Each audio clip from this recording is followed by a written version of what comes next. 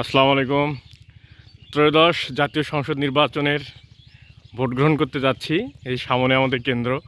এখন বাজে 6:30। দেখুন চারপাশে কীরকম কুয়াশা, দুই পাশে ভুট্টা ক্ষেত, এখানে মরিচ ক্ষেত।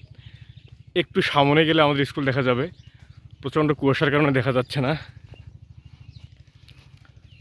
সকাল 7:30 থেকে ভোট গ্রহণ শুরু হবে, তাই আমরা 6:30টার মধ্যে কেন্দ্রে প্রবেশ করছি। আমাদের কিছু কাজ রয়েছে। ওই যে আফসা আফসা করে আমাদের স্কুলটা দেখা যাচ্ছে।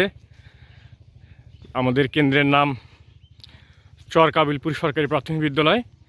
এটি গাইবান্ধা জেলার ফুলছড়ি উপজেলার ফজলুপুর ইউনিয়নে অবস্থিত। এটি একটি চর এলাকার কেন্দ্র। আমরা দেখতে পাচ্ছি একপাশে মরিচ ক্ষেত এবং একপাশে ভুট্টা ক্ষেত। তার মধ্যে দিয়ে প্রচণ্ড কুয়াশার মধ্যে দিয়ে এগিয়ে যাচ্ছি। ওই তো সামনে আমাদের কেন্দ্র দেখা যাচ্ছে। এটা অনেকটা নিধুয়া পাথারের মতো একটা কেন্দ্র। আশেপাশে বাড়িঘর তেমন নাই বললেই চলে। এখানে মোট ভোটারের সংখ্যা 1333 জন। দেখা যাক ভোট গ্রহণের সময় কতজন উপস্থিত হয়। আশা করি ভালোই হবে।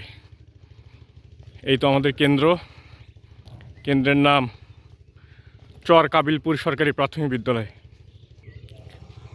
আমরা পৌঁছে গেলাম আমাদের কেন্দ্রে। এখানে 4টি ভোট কক্ষ রয়েছে। আমি 1 নম্বর কক্ষে থাকব।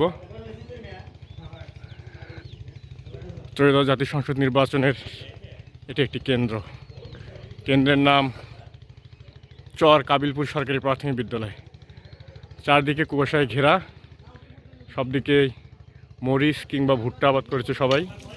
আমরা প্রচণ্ড সকালে ঘুম থেকে উঠে এই কেন্দ্রে, যদি আমরা গতকালে আসছি, কিন্তু সকালবেলা ঘুম থেকে উঠলাম আমরা কেবল। উঠে এখন কিছুক্ষণের মধ্যে হয়তো ভোট গ্রহণ শুরু হয়ে যাবে। আমরা আমাদের প্রস্তুতি গ্রহণ করব।